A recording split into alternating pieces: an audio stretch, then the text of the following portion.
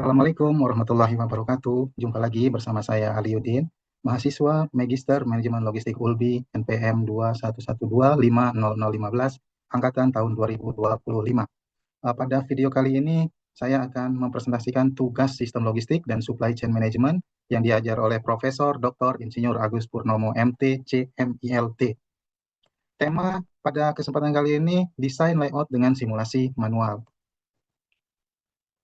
Nah, jadi PT MM Log di Kota Bandung memiliki sebuah gudang dengan spesifikasi seperti pada gambar di samping, ukuran 27 kali 18 dikali 4 meter, terdapat 3 pintu, pintu depan dan pintu emergensi. Yang pintu depan digunakan untuk pintu masuk dan pintu keluar.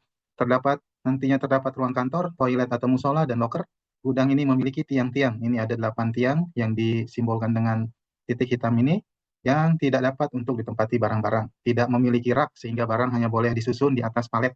Peralatan material handling yang dapat digunakan hanyalah hand pallet dengan dimensinya 1550 kali 550 kali 400.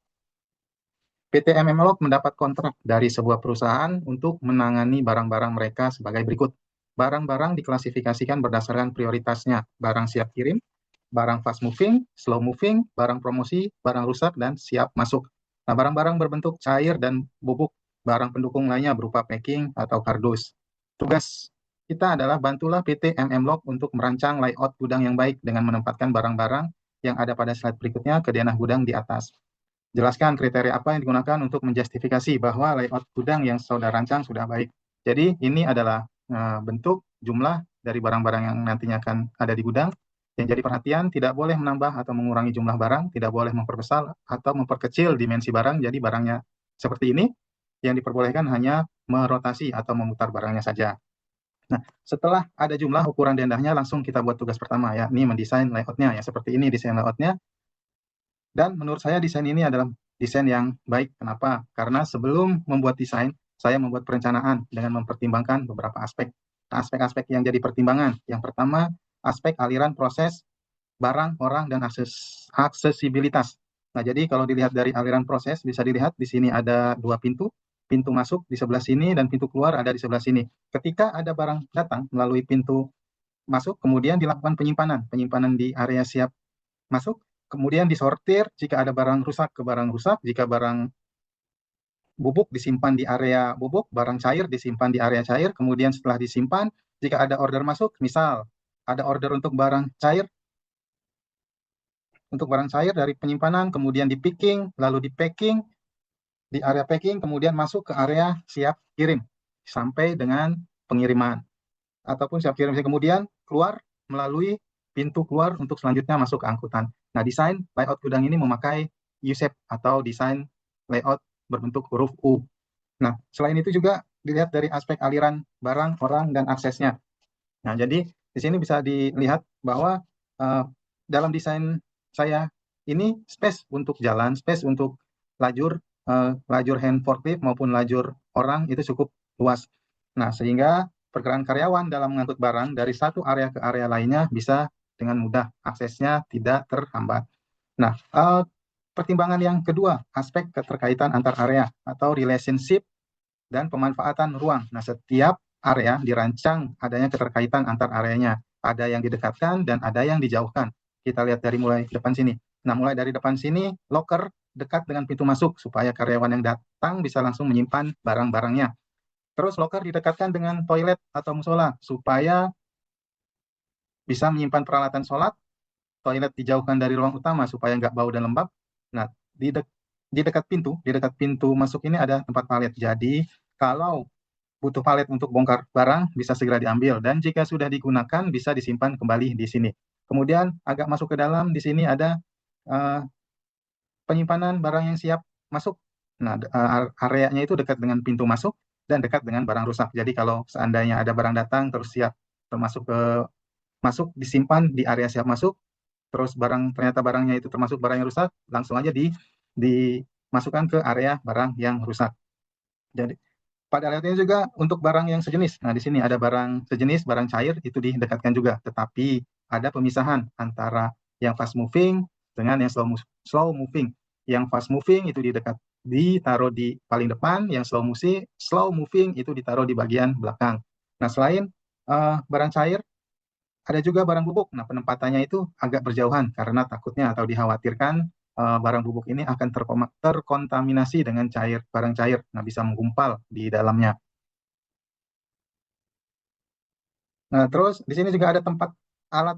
Nah, tempat alat disimpan di sini untuk keamanan ya, untuk keamanan dari alat-alat yang berbahaya, apalagi kalau dipergunakan yang tidak semestinya oleh karyawan-karyawan yang tidak berkepentingan. Makanya disimpan tempat alat di sini. Terus kalau melihat dari tengah, packing vase ini berdekatan dengan barang yang siap kirim. Jadi kalau misalkan barangnya ini sudah selesai packing, bisa langsung masuk ke area siap kirim. Nah, terus masuk ke dalam di sini ada barang promosi. Nah, barang promosi disimpan di sebelah sini supaya mudah terjangkau. Tetap, walaupun di sini mudah terjangkau, tetapi tidak mengganggu aliran proses, tidak mengganggu apa namanya jalur hand forklift, tidak mengganggu orang-orang kerja.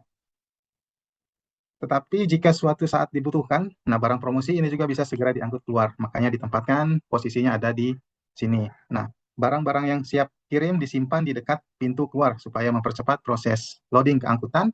Dan di sini juga disediakan tempat palet ya. Jadi kalau misalkan setelah muat terus ada paletnya, ya bisa disimpan di tempat palet sini. Atau kita mau muat dan ternyata kurang palet, ya bisa diambil di sini, tempat palet yang ada di sini. Terus aspek yang ketiga, pertimbangan aspek keamanan, kesehatan, kenyamanan, dan keselamatan kerja.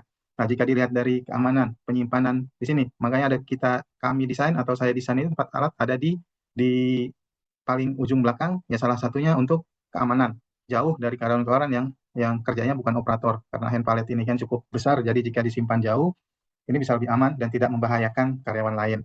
Terus dari segi kesehatan dan kenyamanan, nah saya mendesain toilet ada di ujung sebelah sini. Nah, jauh letaknya dengan barang-barang atau produk-produk atau dengan ruang utama supaya bau dari toilet ini tidak menjangkau ruang utama.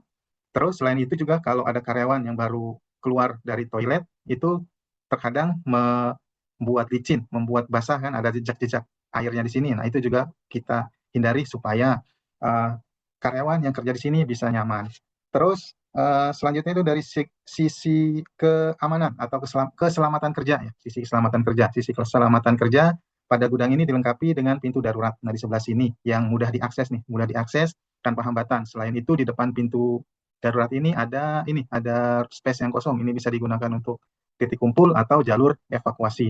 Nah, aspek selanjutnya atau aspek yang keempat dalam mendesain itu ada mempertimbangkan aspek fleksibilitas. Jadi layout ini bisa bersifat fleksibel ya. Jadi bisa dirubah atau bisa dilakukan layout jika dibutuhkan. Misalnya ada produk-produk baru datang atau ada produk yang cairnya ini diganti dengan produk apa, itu bisa dilakukan relayout sehingga bisa mendapatkan layout yang lebih optimal lagi. Terus aspek yang terakhir, aspek yang terakhir yang menjadi pertimbangan yakni cost efisiensi.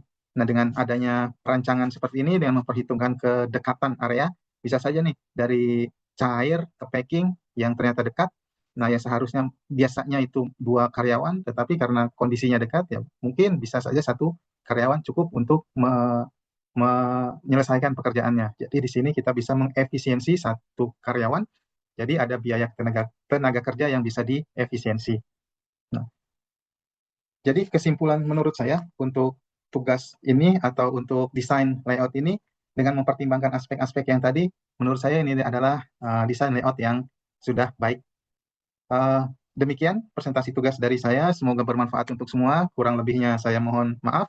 Jika ada pertanyaan atau diskusi bisa tuliskan di kolom komentar. Sampai jumpa di video presentasi tugas selanjutnya. Saya akhiri. Assalamualaikum warahmatullahi wabarakatuh.